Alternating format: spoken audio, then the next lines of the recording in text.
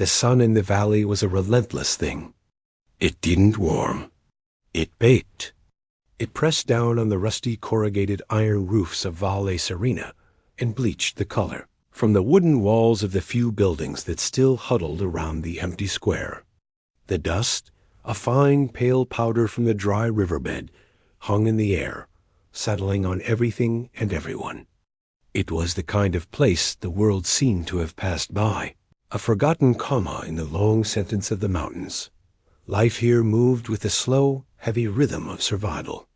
The men, those who hadn't left for work in distant cities, fixed machinery or tended to the stubborn, thirsty patches of earth they called farms. The women managed the small store, the tiny schoolhouse, and the immense, quiet work of keeping families together in a place that offered little. The children played quiet games in the shade, their laughter a soft sound that didn't travel far. The biggest noise was usually the wind, sighing through the canyon as if it, too, was tired. The road into Valle Serena was more of a suggestion than a highway. It was a ribbon of potholes and gravel that wound down from the high pass, worn smooth in places by the occasional truck bringing supplies. Those trucks were events. The store would get fuel, flour, and medicine. News, often weeks old, would be exchanged in short, grunted sentences between the driver and the store owner. Then the truck would leave, and the dust would swallow the sound of its engine, leaving the village in its familiar. Silent stillness once more. So, when a strange truck, a faded green beast with a mismatched door, groaned its way into the square just after noon, it drew attention.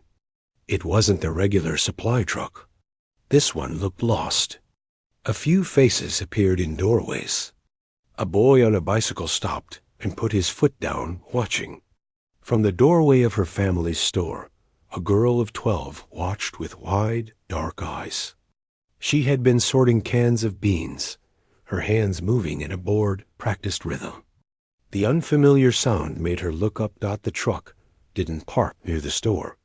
It went right to the center of the square, stopping beside the old bandstand. The bandstand was a sad, wooden structure. Its paint had peeled away years ago, and its roof sagged. No band had played there in living memory. It was just a place for the dust to gather. 2 men climbed out of the truck. They didn't look like locals. They wore city clothes, now dusty from the drive. They didn't wave or smile at the small group of villagers who had gathered at a respectful distance. They moved with a quick, efficient purpose that seemed utterly out of place. They went to the back of the truck, lowered the gate, and wrestled with a large, heavy object hidden under a canvas tarp. A low murmur went through the watching people. What was it?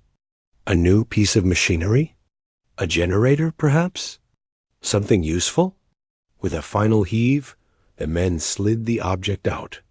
It was clearly very heavy, resting on a small wheeled board.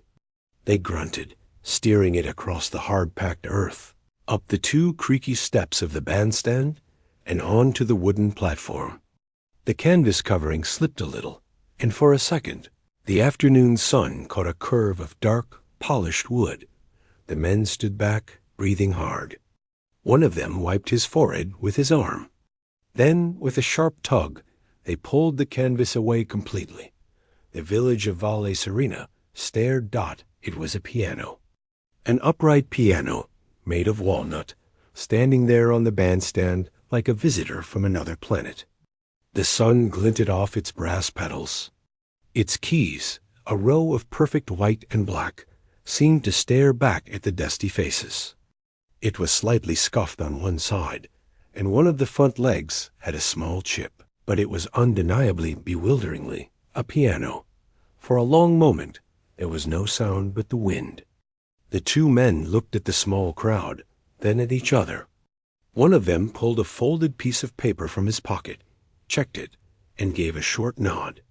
They walked back to the truck without a word, threw the canvas in the back, and climbed into the cab. The engine coughed to life. They turned the truck around in a wide arc, kicking up a fresh cloud of dust, and headed back the way they came. The dust slowly settled, leaving the piano and the villagers in a shared, profound silence.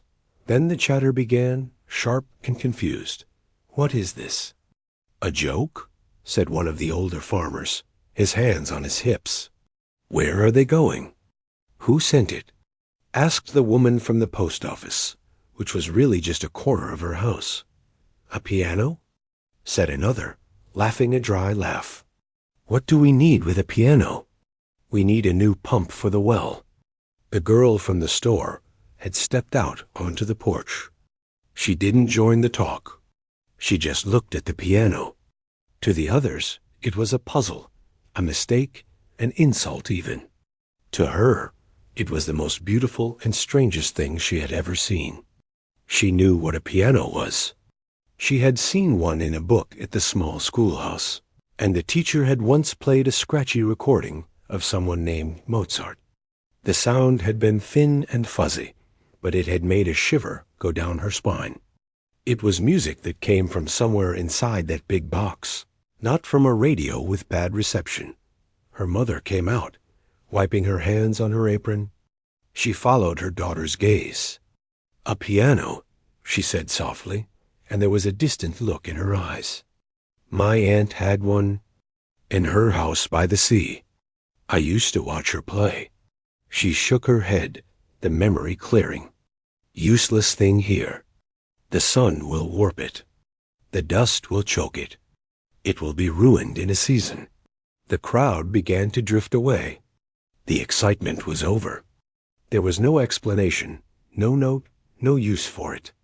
It was just another odd, broken thing in a place that had its share of broken things. The boy on his bicycle rode a slow circle around the bandstand, staring, then sped off. By evening, the square was empty again. The piano stood alone under the vast, darkening sky, a dark shape on the old platform. That night, as the girl lay in her small bed, she could hear the adults talking in low voices in the kitchen. A mistake at the depot in the city. It was meant for somewhere else. For a school or a church. "Maybe it's a gift from the government," another voice said, sarcastically. "A gift? A broken gift. Did you see the chip on the leg? It's old. They probably just wanted to get rid of it." The girl listened, but she wasn't thinking about mistakes or governments. She was thinking about the curve of the wood, the shine of the keys.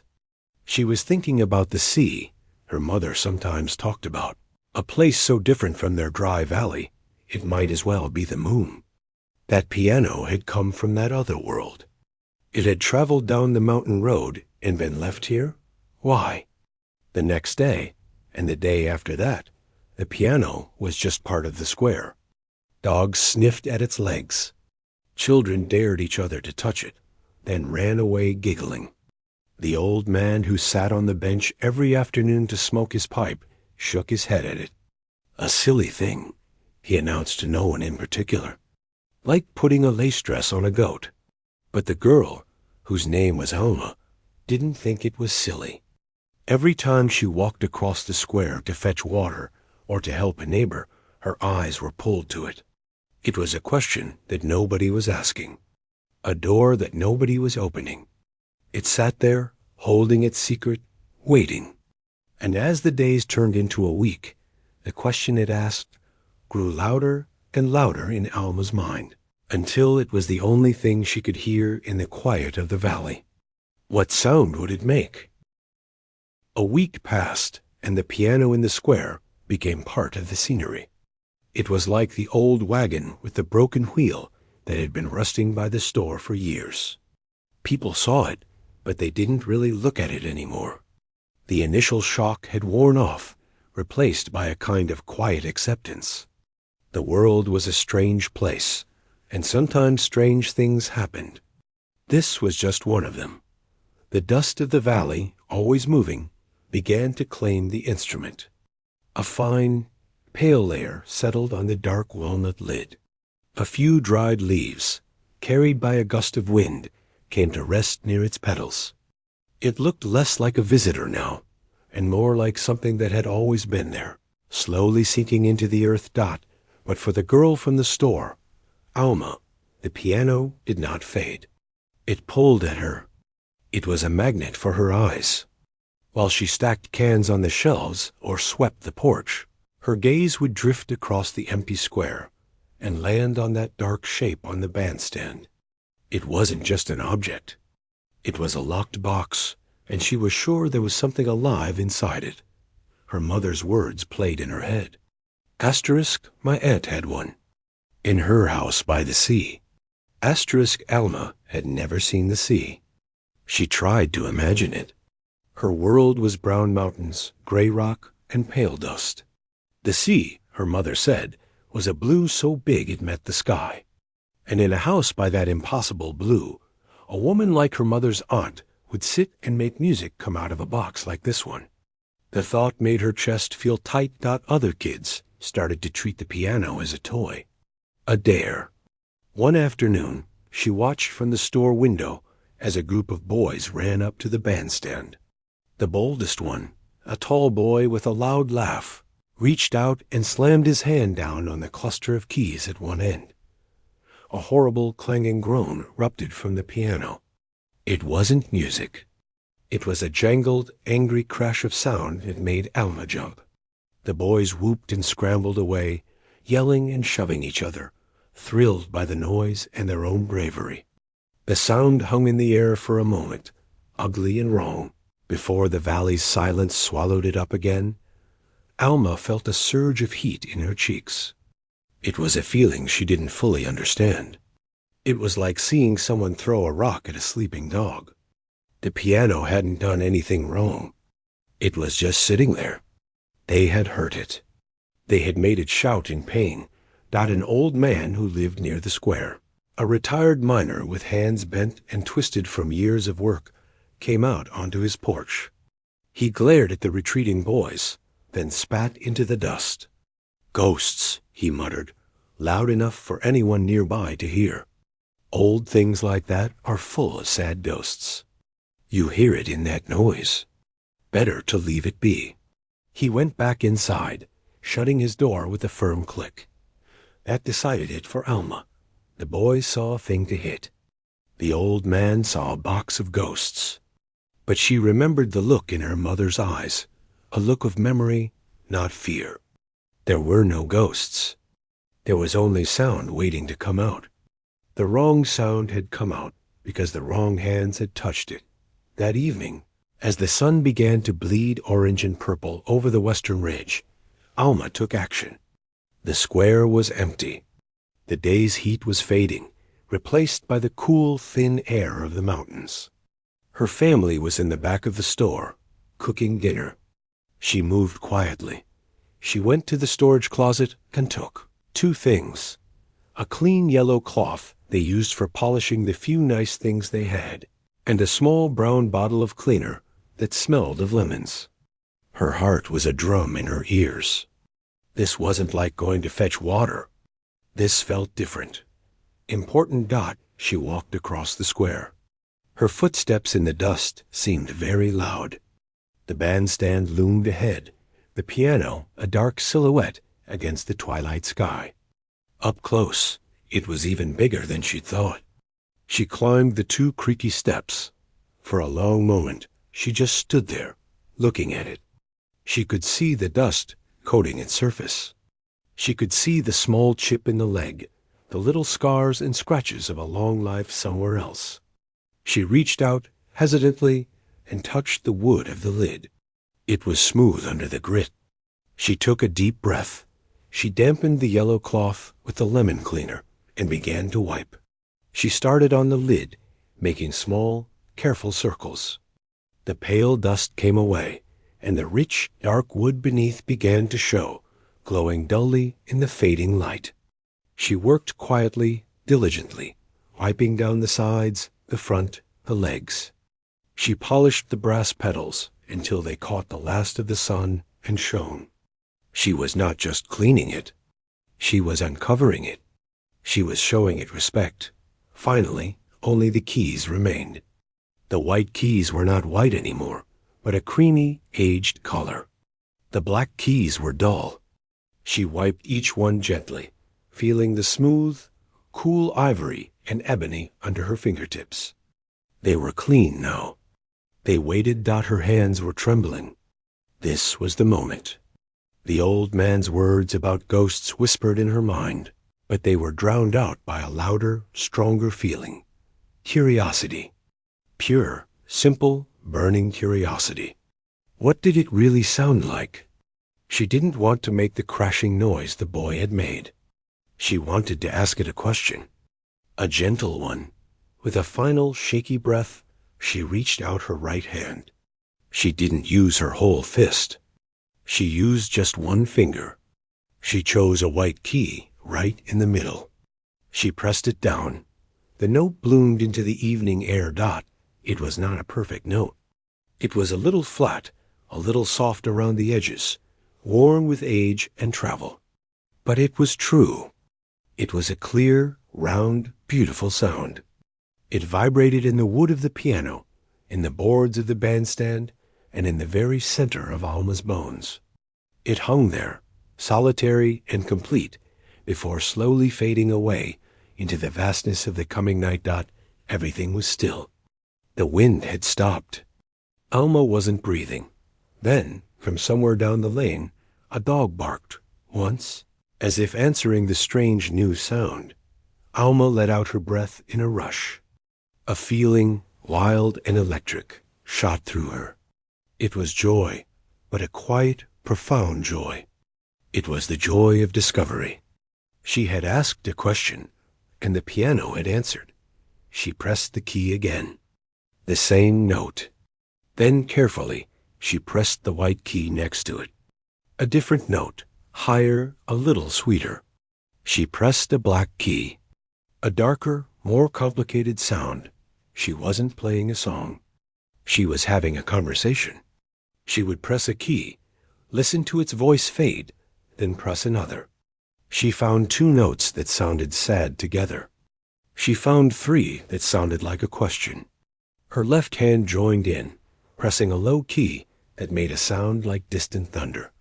She forgot about the time. She forgot about the store, about dinner, about the village sleeping around her. There was only the piano and the world of sound it was revealing to her.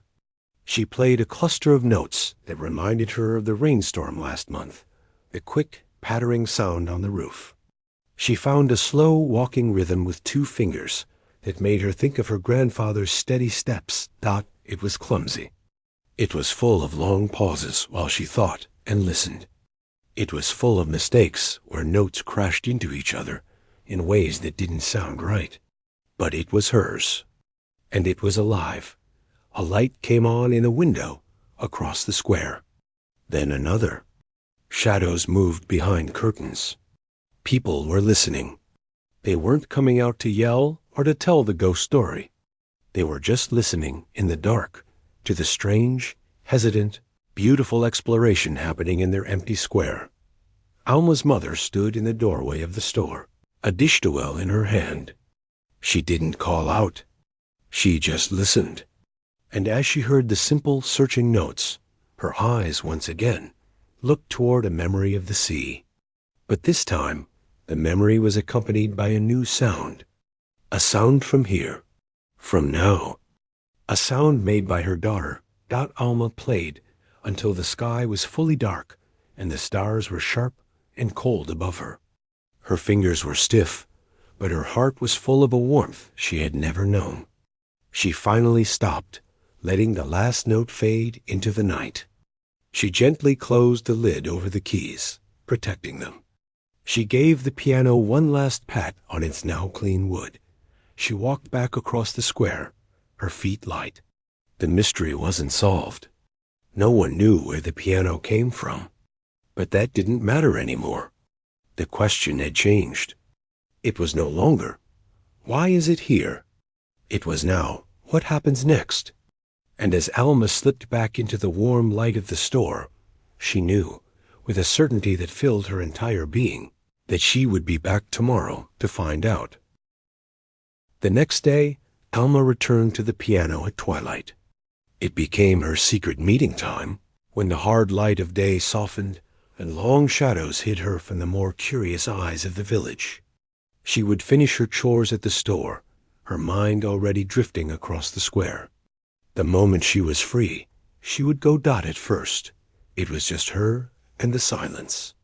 She would lift the lid, now free of dust, and begin her exploration. She had no teacher, no book, no plan.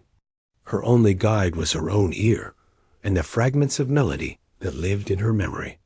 She tried to copy the simple tune her mother hummed while kneading bread, a tune about a little boat. She could only find a few of the right notes, and the rhythm was wrong, but the feeling was there. A feeling of gentle rocking about her playing was not music as the world might define it. It was a conversation with sound. There were long, thoughtful pauses. There were moments where she hit two keys that fought with each other, and she would wince, pulling her hands back as if burned. Then she would try again, softer, finding a combination that felt peaceful. She discovered that the low keys on the left made a sound like the mountain itself, deep and old. The high keys on the right were like the light on the river stones, bright and sharp dot. She didn't realize people were listening. Not really listening. She was too focused on the world under her fingertips, but the village was listening. The strange, hesitant notes became part of the evening. People would pause while washing dishes, head tilted. Men sitting on porches after work would stop their talk for a moment. It was not an interruption, but a new element in their world. Like the cry of an owl or the rustle of the night wind, the reactions, at first, were mostly murmurs of annoyance or dismissal. "There she goes again," the woman from the post office would say, shaking her head as she closed her shutters. Clang, clang, clang. No tune to it. Just noise. A waste of time, agreed a farmer, mending a harness. That girl should be doing something useful. Her poor mother. The old miner who spoke of ghosts would just frown into his pipe, the glowing ember brightening with each puff. He never said anything now, but his silence felt heavy with disapproval. Alma heard some of these comments. They were like little stones thrown at her back. They made her cheeks burn and her fingers stumble. Sometimes, after a particularly loud sigh from a passerby, she would close the lid and hurry home, feeling foolish. The joy of that first pure note felt far away, but she couldn't stay away. The pull was too strong. So she kept returning, playing more quietly, trying to hide in the growing dark. A slow change began, so gradual that no one really noticed it at first. It wasn't about the quality of the music. It was about its sound. Alma was not playing songs. Without knowing it, she was playing the village. One evening, she was feeling a deep loneliness. A friend from school had moved to the city. The store had been quiet all day. That loneliness found its way into her fingers.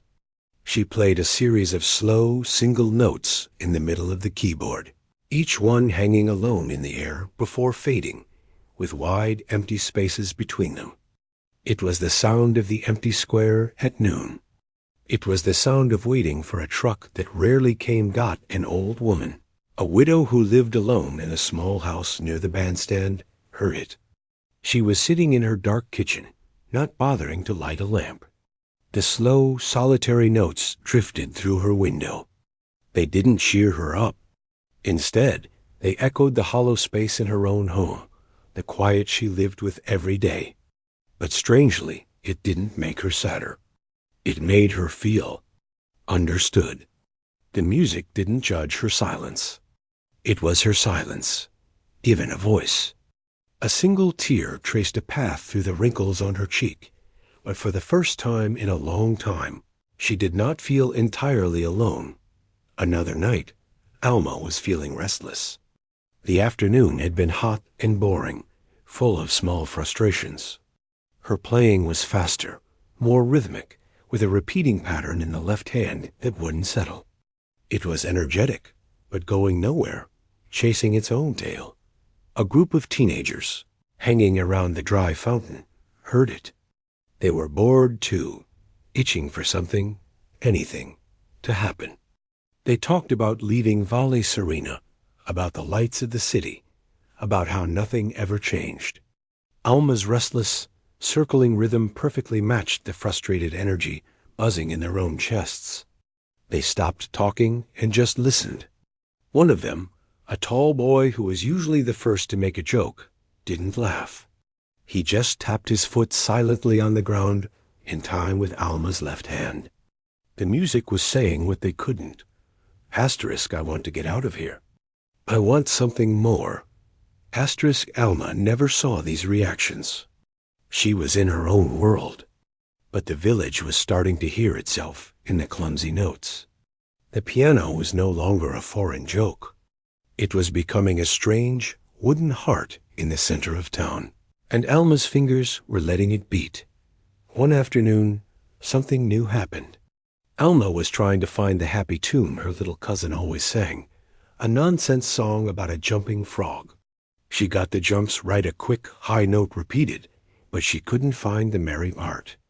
It came out sounding silly and sweet at the same time. A little girl, no more than 5, was walking through the square with her father. When she heard the jumping notes, she broke free from her father's hand. She ran right up to the bandstand, her eyes wide. She didn't say anything. She just stood at the foot of the steps, looking up at Alma, and started to bounce on her toes. Once for each high note Alma played, Alma saw her and froze, her hands hovering above the keys. She was terrified. Was she in trouble? Was the man going to tell her to stop? But the father walked up slowly. He looked at his daughter bouncing, then at Alma's frightened face. He was a quiet man who worked with stone. He had a face as weathered as the canyon walls. He gave a small, almost invisible nod. "She likes it," he said, his voice rough. Then, after a pause, he added, "Sounds like her laughter." Then he took his daughter's hand and walked on. The little girl looked back over her shoulder, still bouncing a little as she walked away. Alma sat at the piano for a long time after they left. Her heart was pounding, but not from fear anymore. From something else. The man hadn't complimented her. He hadn't said it was good music. He had said it sounded like something real. It sounded like a little girl's laughter. That was the moment Alma understood, without being able to put it into words, that this wasn't just about her and the piano anymore. The sounds she made went out into the air and touched people. They found memories, they echoed feelings, they matched the rhythms of daily life. She started to play again, but differently now. She wasn't just exploring for herself. She was listening to the village around her, the sigh of an old door, the clang of a hammer from the mechanic's shed, the distant call of a mother for her child, and trying, in her fumbling way, to answer it. The music didn't get prettier or more skilled overnight. It was still full of wrong notes and long silences. But it was becoming true. And in a place worn down by hardship, where words often failed, that unexpected, honest sound was starting to mean something. The mutters of useless and noise didn't stop, but now they were mixed with other things. With thoughtful quiet, with a tear wiped quickly away, with a foot tapping in the dust, keeping time with a lonely girl's heart. The change in the village air was slow, like the turning of the seasons. Alma's evening sessions at the piano were no longer just a curious habit. They became a kind of weather. Some people planned their evening chores to have a moment of quiet listening. Others still grumbled, but the grumbles had lost their sharp edge. The piano was just there, and so was the girl who played it. Then came the dust storm. Began in the late afternoon. The sky didn't darken with clouds, but with a strange, coppery haze. The wind, usually a sigh, became a low, threatening moan. Animals grew restless. People knew the signs. This wasn't a gentle wind. It was the mountain breathing out its dry bones. Alma. Inside now? Her mother called from the doorway of the store, her voice strained. Alma was on the porch, watching the eastern ridge vanish behind a rolling tan-colored wall. It was moving fast. She ducked inside, helping her mother slam the shutters closed and lay towels along the door sills. The world outside dissolved into a roaring, gritty brown. Dust hissed against the windows like angry sand. The light inside the store turned a murky orange. They could hear things banging and clattering outside. A loose piece of tin, a trash can lived out the storm, howled for what felt like an hour. Alma sat with her family in the flickering lamplight, a noise a constant, oppressive roar. It was the sound of the valley's anger, of its emptiness. It was a sound that made you feel small and helpless. And then a lull came. The wind dropped for just a moment, as if gathering a deeper breath. In that sudden, eerie quiet, Alma thought of the piano. It was sitting out there, exposed on the bandstand. Its delicate insides, the felt hammers and tight strings, were being scoured by that gritty wind. It would be ruined. That beautiful, strange gift would be filled with the very dust of their hardship and choked into silence. A fierce, protective feeling rose in her chest, hotter than her earlier fear. She couldn't let it be destroyed. Not without a fight. Before anyone could stop her, she grabbed a large woven blanket from a shelf. The piano! She shouted over the building roar of the wind's return. Alma, no! It's too dangerous. Her mother cried, but Alma was already pulling the door open against the pressure of the storm. The world outside was a nightmare. The air was solid with dust, stinging her eyes and coating her tongue. She could barely see 3 feet ahead. Bending into the wind, she used the blanket as a shawl, pulling it over her head, and fought her way across the square. Grit needled her skin. The bandstand was a vague shape in the chaos. She stumbled up the steps. The piano was already coated, its beautiful wood dulled. The keys gritted under her fingertips when she touched them.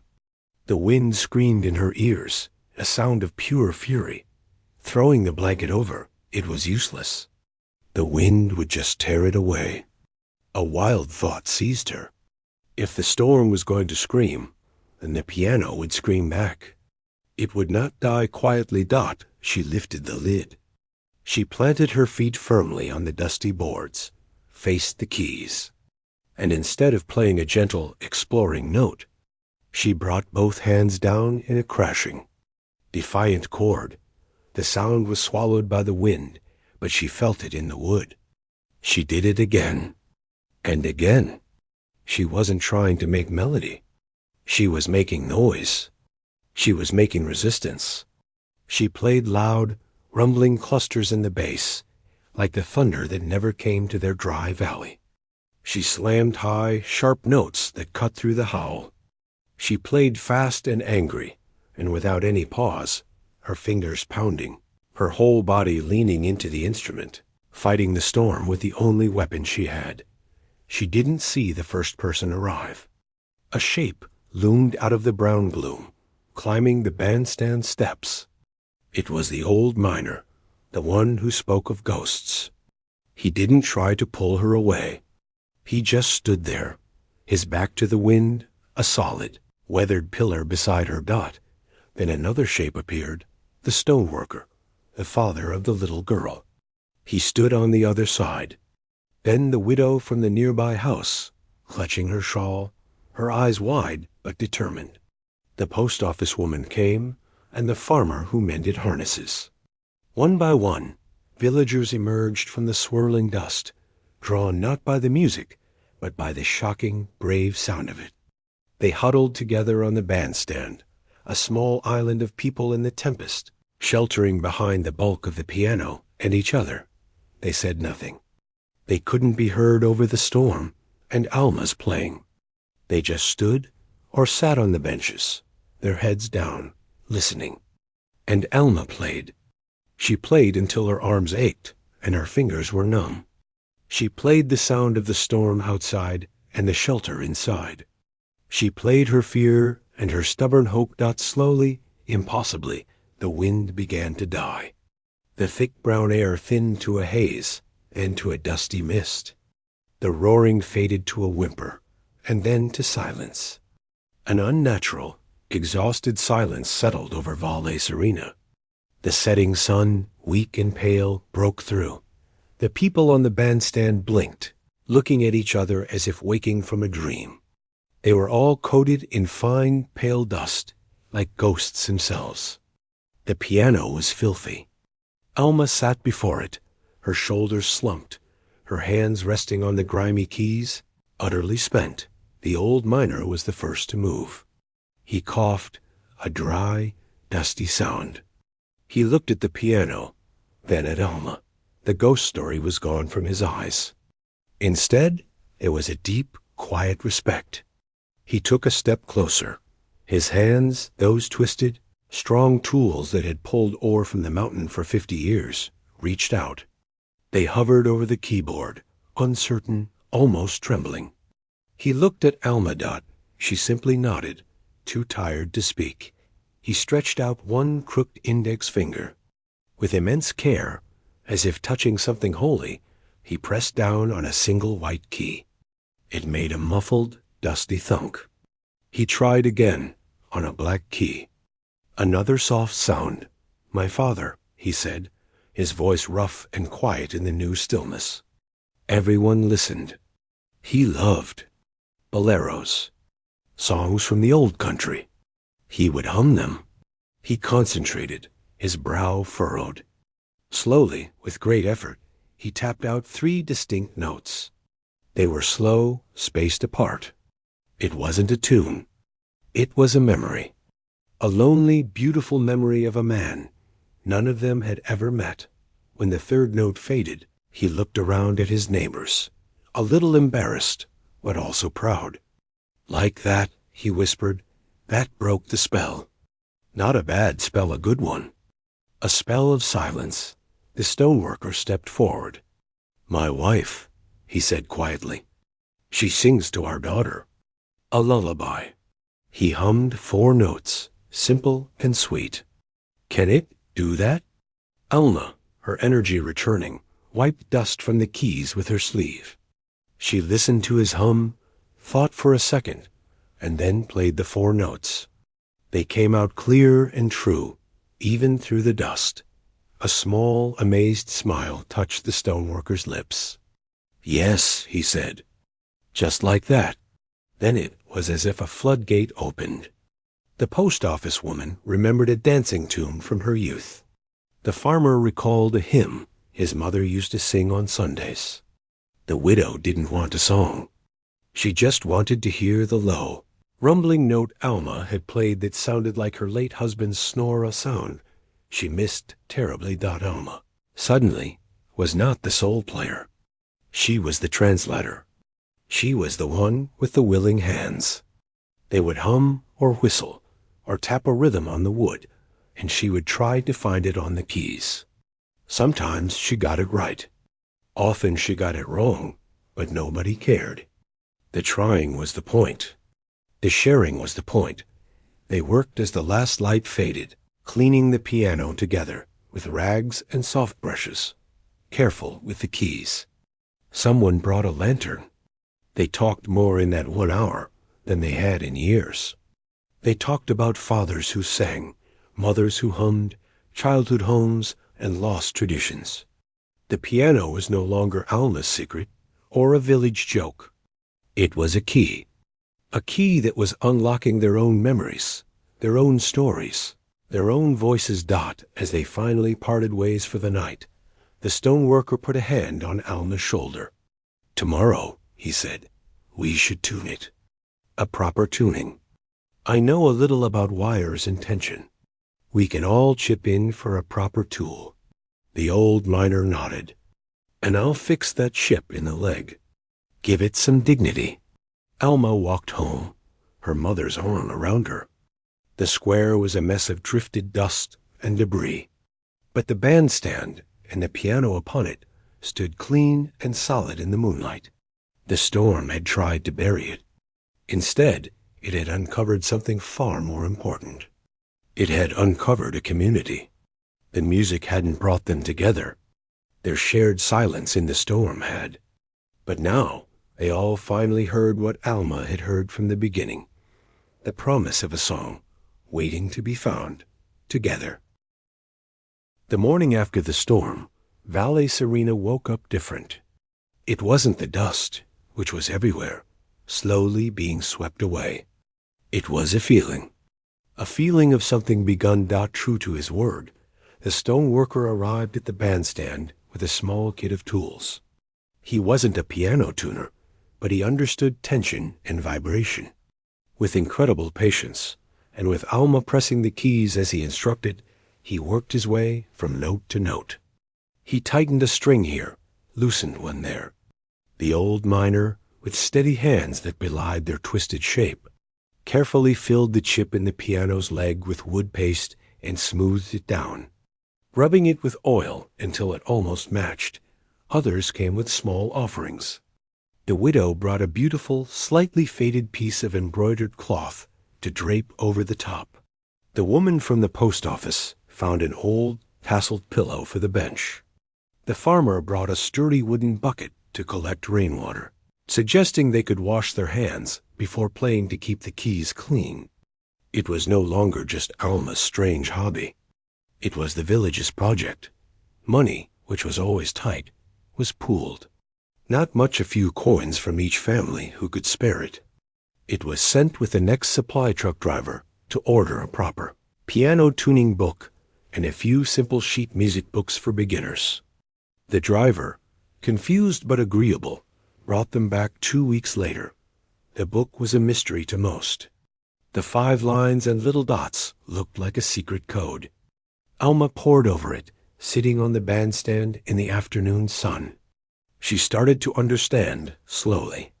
The notes on the page matched the keys. She taught herself, finger by aching finger, how to read the code. It was hard. It was frustrating. But she kept at it, and she wasn't alone. The old miner asked her to show him the notes of his father's bolero. Alma, using her new book, found a simple version and painstakingly learned it. Then she taught it to him. His fingers, so strong yet so clumsy on the keys, learned the sequence. It took him weeks to play it through without a mistake. The day he did, a small crowd gathered, and when he finished, there was no applause, just a deep, collective nod. It was a piece of his history, now living in the present. The little girl who loved the jumping notes started taking lessons from Alma. They were just games. Really. Alma would play a note, and the girl would sing it. Alma would play a pattern, and the girl would clap it back. The girl's father, the stoneworker, built a small wooden box with metal rods inside, a crude xylophone so his daughter could play along. The music they made was not sophisticated. It was simple, earnest, and sometimes very, very loud. Hymns on Sundays, folk tunes remembered from grandparents, children's songs. The wrong notes didn't disappear, but they were laughed at now, not frowned upon. The piano became the heart of the square. People would stop on their way to work to hum a tune to Alma, asking, "Can you find this one?" In the evenings, it was common to see small groups there, someone playing. A few others singing softly, others just listening as the stars came out. The story, as true stories do, began to seep beyond the mountains. The supply truck driver told the people at the depot. They told others. One day, a man with a camera and a notebook arrived. He was from a small newspaper in the regional capital. He had heard a rumor about a piano in a ghost town and the girl who brought it back to life. He expected a sad story about poverty. What he found was a story about fullness. He listened to the old miner play his 3-minute bolero, watched the children clap along to a singing dame, saw the way the villagers cared for the instrument like a member of the family. He ate with Alma's family, who spoke not of what they lacked, but of the new songs they were learning. He saw the mended leg, the embroidered cloth, the clean keys. His article came out a week later. It wasn't a front-page story, but it was written with warmth and respect. It didn't call them poor. It called them resourceful. It didn't call Alma a prodigy. It called her a catalyst. The headline read, "The Valley That Found Its Voice." A music teacher from the city read that article. She was a woman whose own childhood had been quiet and lonely, saved by an old piano in her grandmother's house. She was moved. She wrote a letter to Valle Serena, care of the post office. In it, she offered to come, once a month, on a Saturday, to give proper lessons. Not just to Alma, but to anyone who wanted to learn. She would do it for the cost of the bus fare and a meal. The village council, which was really just the 5 oldest residents meeting in the store, discussed it. They agreed. The teacher's first visit was an event. She arrived on the early bus, carrying a bag full of simple music books. She didn't try to turn them into concert pianists. She showed the old miner a better fingering for his song. She taught the children a fun rhythm exercise. She helped Alma understand the tricky timing in a folk song her mother loved. She listened to their stories and found music to match. Under her guidance, the music grew. Not just in skill, but in variety. Someone found an old guitar in an attic and brought it for accompaniment. A teenager fashioned a drum from a barrel. The gatherings became more than piano practice. They became impromptu concerts. They played for birthdays, for harvest thanks, for no reason at all. Years turned. Alma grew into a young woman. Her hands, once small and hesitant on the keys, were now strong and sure. She could play complex pieces from the books the teacher brought. But her favorite moments were not when she played alone. Her favorite moments were when she played the simple swaying boat song her mother hummed, and her mother would sing along, her voice soft but clear. Or when she played the jumping frog tune for her now growing cousin and a bunch of giggling children. Or when she provided the chords for the old miner's bolero, while he played the melody with fierce, proud concentration. The piano never revealed where it came from. Maybe it was a mistake, a wrong address on a shipping form. Maybe it was a donation from some forgotten charity. It didn't matter anymore. Its origin was no longer a mystery. It was an arrival. It had arrived exactly when and where it was needed. One summer evening, during the weekly gathering, Alma sat back on the bench. The stoneworker's daughter, now 10, was taking her turn, carefully picking out a tune she had learned from the teacher. The old miner was nodding in time. The widow was smiling. New faces were there, to a young family who had moved to the valley, attracted by the story of the community they had heard. Alma watched and listened. The sound that filled the square was not perfect. The guitar was a little out of tune. The drum was a beat behind. The piano had a note in the middle that still buzzed a little, no matter how often they fixed it. But it was rich. It was layered. It was alive with the sound of people sharing something. She thought back to that first evening, to the single, pure note that had broken the silence. She had thought she was just discovering the piano, but really, she had been turning a key. The door she opened wasn't to the world of music. It was to the music already inside her village, the music of memory, of sorrow, of joy, of quiet endurance. All she had done was play the first note. The village had chosen to sing the rest. The girl who made a difference didn't do it by being the best. She did it by being the first, by being brave enough to break the silence and humble enough to step aside as the chorus grew. And as the imperfect, beautiful sounds of her home washed over her under the darkening sky, Alma knew that this was the real song. It had no end. It just kept going.